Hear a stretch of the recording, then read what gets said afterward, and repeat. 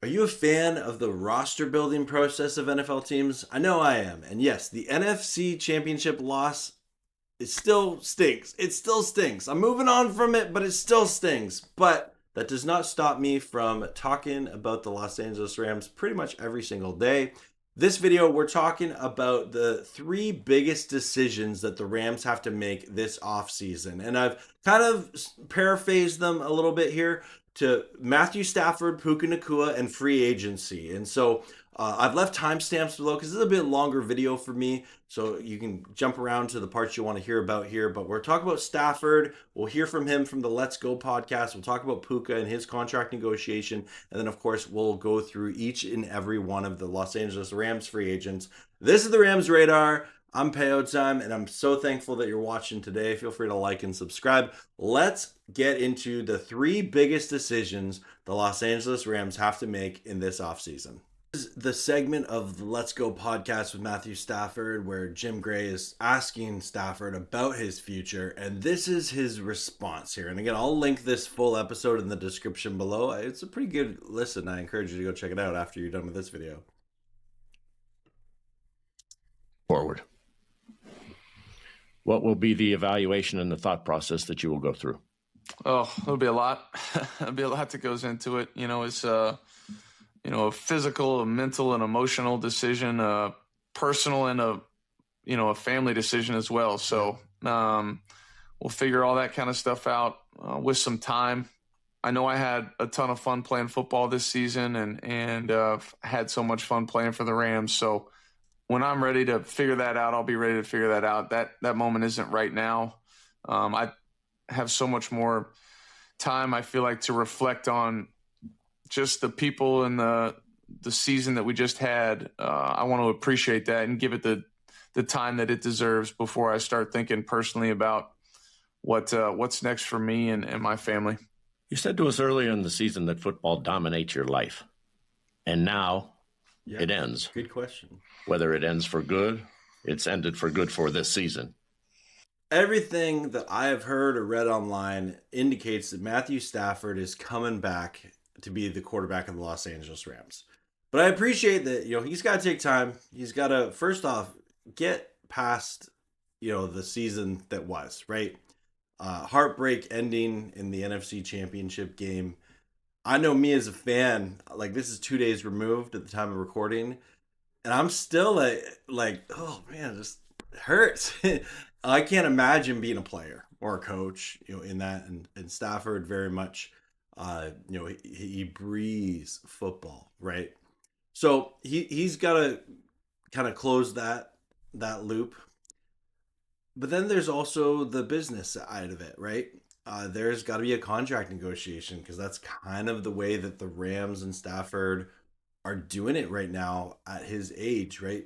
So Stafford's going to be going into next year, 38 years young.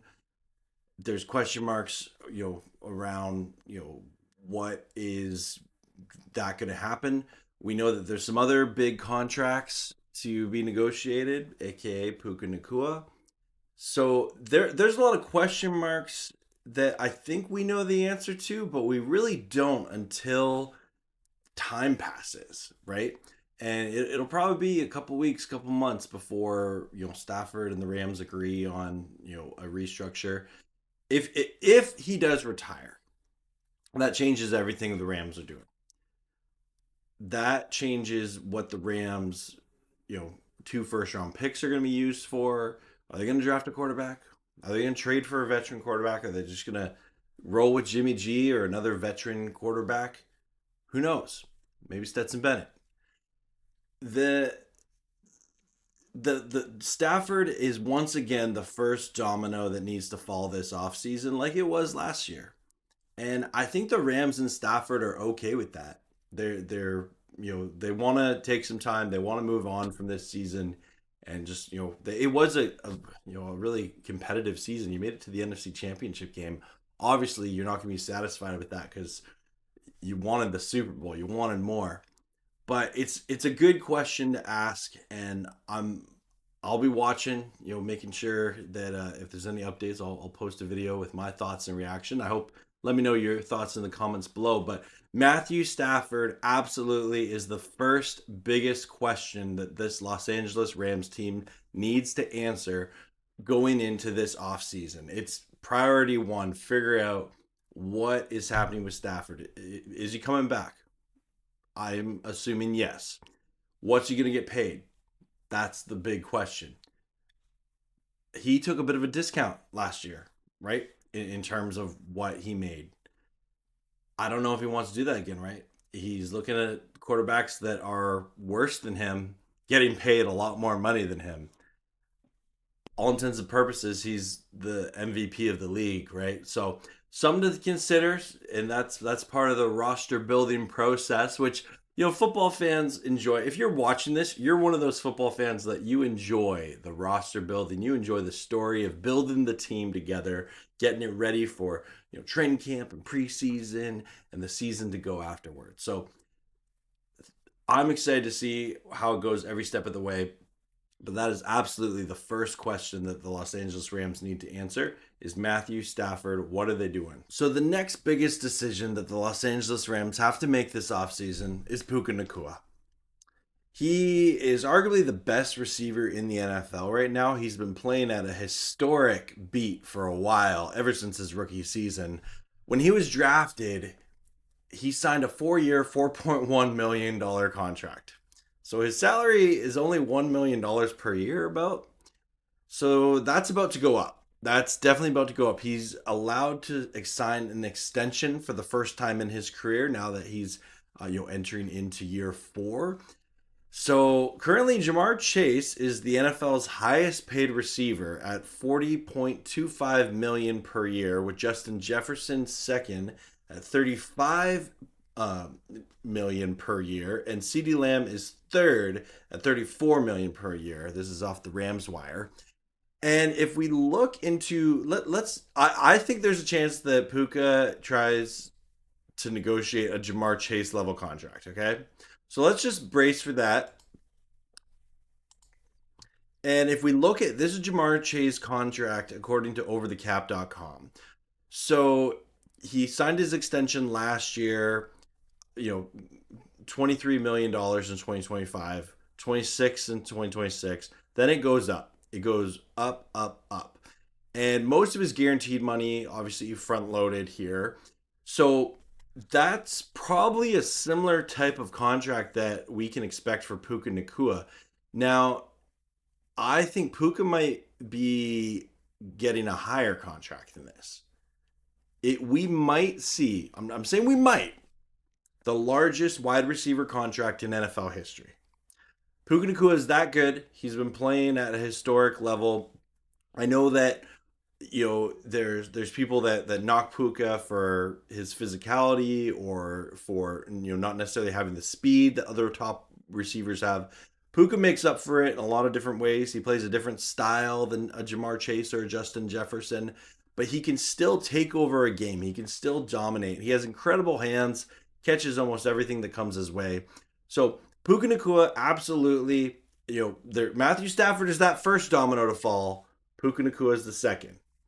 And I'm really curious to see how the Rams go about this. They already have a high-priced receiver in Devontae Adams, who I expect to, stay around, but we'll see. I'm not going to go into details about Adams' contract here, but that's something of note for sure. And then you also just look at what is this team going to do in terms of building their offense? Are they going to run it back with all these tight ends, right? Colby Parkinson is a high-paid tight end. Tyler Higbee's a high-paid tight end, and we'll talk a little bit more about that in later in this video when we talk about free agents. But absolutely, Puka Nacua has had a phenomenal career so far, and the Rams, I expect to give him a 4 or 5 year contract, maybe more than that. I really expect them to break the bank for Puka Nacua. He's earned it, and the Rams are known as a organization that if you earn it, they will pay you. They're not a stingy organization like the Bengals or something like that. This is an organization that likes to get their deals done. I don't expect a contract to be done for Puka until probably closer around training camp. Maybe similar to the same time that Kyron Williams got his done last year. But that's going to be a storyline heading in all off season. What's it going to take to get Puka Nacua extended? And that's something to watch. The next biggest decision the Los Angeles Rams have to make are free agents whose contracts are expiring. Who are they going to bring back? So I'm going to quickly go through off the top of my head my prediction, and I'll talk a little bit about each one. But these are the players that the Rams, they're scheduled to be free agents for, this upcoming offseason. Will they be back on the 2026 team? Not sure, but I'm going to, take a guess here. Something of note here that their age is here, their snap percentage is here. This is from overthecap.com. I just screenshotted it. Now I'm going to do a little check or X of the X here. And then it has, what kind of free agent they're going to be. And so that could impact it as well. But so Rob Havenstein, as much as it pains me to say this, I think we've seen the last of Big Rob in a Los Angeles Rams uniform. Warren McClendon did really well, and Big Rob just was kind of battling injuries all season. So the writing's kind of on the wall here. So unfortunately, I'm going to predict that Rob Havenstein is not coming back. Tutu Atwell, really weird season for Tutu. A lot of people were surprised that they brought him back this year on a 1-year, $10 million contract. He had that epic, game-winning touchdown versus the Colts, but he's battled injuries, and to be honest, it just seems like towards the end of the season, Tutu had a hard time staying on the field. So I'm going to have to say that probably Tutu's not coming back to the Rams. But he is 27 years young. I don't think his playing days are done. He'll get picked up somewhere. Maybe he comes back to the Rams. If Tutu's like, no, I don't want to go anywhere else. Maybe he does. But I have a feeling Tutu Atwell is done as a Ram. Tyler Higbee, this is another big one. It's tough because he's big rig, Tyler Hig. He's been just such a glue guy for the Rams for so long. But you look at that tight end room, Colby Parkinson is doing really well. They drafted Terrence Ferguson last year. Davis Allen has been a solid contributor. I'm going to say I don't think that Tyler Higbee comes back as well. Cam Curl, this is tough because they just paid Quentin Lake. I would like to see them bring back Cam Curl. He's only 27. He played 99.1% of the snaps. I think if Cam Curl comes back, it'll be on a team-friendly deal and because he really wants to play in LA. Oh, man. You know what? I'll give him 50-50. 50-50 if Cam Curl comes back. I kind of... I don't know. I hope he comes back. But yeah, we'll go 50-50 Cam comes back. I'll put the yellow dash for even. Jimmy Garoppolo. I think Jimmy comes back. I think Jimmy Garoppolo loves being the backup quarterback for the Los Angeles Rams. And yeah, I think he likes McVay. I think McVay really likes him.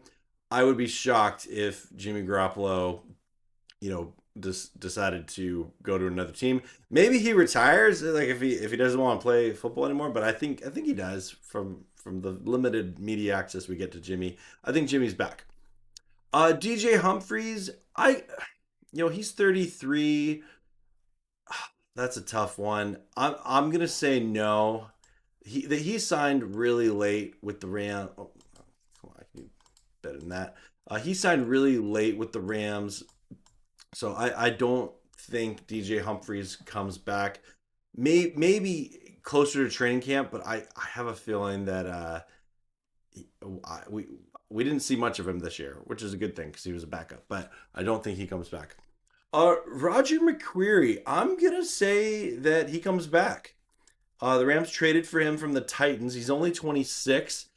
Didn't see a whole lot of him this year, but I kind of think the Rams view him the same way they viewed Emmanuel Forbes, as players that they can develop and be part of their system. So I'm going to say they find a way to bring him back. Questenberry, he's 36. I don't see that happening. Don't see Nick Vennett coming back. he, just he's kind of been a backup in the tight end room for a while. Jake McQuaid, this is an interesting one because he's 39 years old. The Rams, signed him off the street to solve their lawn snapper issues. I don't think he comes back. I would love to see him come back, but I don't know if he wants to play more football. Maybe he does, but I don't think Jake McQuaid is coming back. Ahkello Witherspoon, this is so interesting. He's 31 years old, but again, the injuries were plaguing him all year. Yeah, I don't think Ahkello Witherspoon is coming back. Troy Reeder, 32 years young. Troy Reeder. Anyone who watches this channel knows that I am I'm an encourager of Troy Reeder. I don't think he's coming back. Now, I said that last year, and he came back. So unless he comes back in like a special teams capacity, which I don't think he will, I think the Rams are going to rebuild their special teams pretty dramatically. I don't think Troy Reeder comes back. Ronnie Rivers, 27 years young. Maybe, if he comes back, it's mainly because of his familiarity with the Rams system, but I'm going to say he does not come back.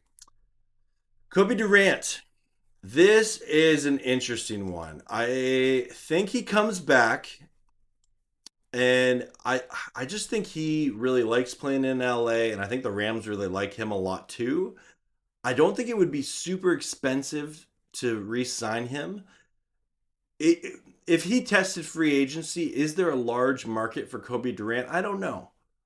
Maybe if Chris Shula gets hired somewhere else or something. But I'm going to say I think Kobe Durant finds a way to stay with the Los Angeles Rams. Keir Thomas, I'm going to say he's a restricted free agent, so the Rams kind of have some sway with him. We didn't see a lot of him this year, right? So anyway, I'll say he comes back in that restricted free agent capacity. Darian Kendricks, I don't think he comes back. We didn't see a whole lot of him. I don't think he comes back, this year. Nick Hampton had some snaps this year. As you can tell, only 10% of the team snaps. He's a restricted free agent, but I think the Rams will look elsewhere. I don't think he comes back. Joshua Carty, I don't think he comes back. I know McVay had said that he didn't want to give up on Carty. He got signed off the practice squad to the Cardinals. Is there a situation? Is there a story where Carty comes back to the Rams? Yeah. He's only 24. No, I think Mevis beat him out. I think Mevis has earned that job, and we'll leave him for last. But no, I don't think he comes back. Xavier Smith, this is heartbreaking because I know he just had that muff in the NFC Championship game, but reality is I really think the Rams are going to find a way to improve their special teams a lot this year. I don't think Xavier Smith comes back, and he's a guy I've been cheering for a lot. He's been a cool story for the Rams. He's had some good touches, he's had some good catches, he's had some good returns. But I think the Rams are going to move on from him. He's 29 years old. Dedich, you know what? I'd say Justin Dedich comes back. I think he knows the Rams systems. They value that offensive line position. I think Justin Dedich comes back. And Harrison Mevis, I think he kicked very well. He only missed one kick, all year while he was with the Rams. I think that Harrison Mevis absolutely comes back, and he is with the Los Angeles Rams as their kicker next year, starting week 1. That is my prediction. So anyway, those are just my quick thoughts on the Rams free agent pool. Let me know your thoughts in the comments below. And so that's huge decisions to be made. There's some big names on there, especially with Big Rob, Tutu, and Higbee and Curl. So we'll see. We will see. And a bonus decision I'll just toss in here quick. The Los Angeles Rams, their draft order has been set. They have the 13th overall pick they got from the Falcons, and then they have this the 29th overall pick for getting booted out of the NFC Championship game here. But as you can see, the Rams have lots of draft capital. They have 10 picks heading in to this draft. They have the 2 first-round picks, the second round, third round. They don't have a 4th-round pick. They have a 5th round, 6th round, 2 6th rounds, and then 3 7th-round picks. And we all know that the Rams love their late-round draft picks. That's where they find some of their best players, a.k.a. Puka Nacua. But those are another big decisions. I'll have lots of videos coming up on speculation and analysis of the draft coming forward. So be sure to subscribe and stay tuned for that if you love talking about the Los Angeles Rams all season long. This was awesome. I had a lot of fun making this video. If you're watching to this point, thank you so much. As always, go Rams, horns up, and peace out. Let's go Rams. Excited to hang out with you all off season long and talk about the Los Angeles Rams.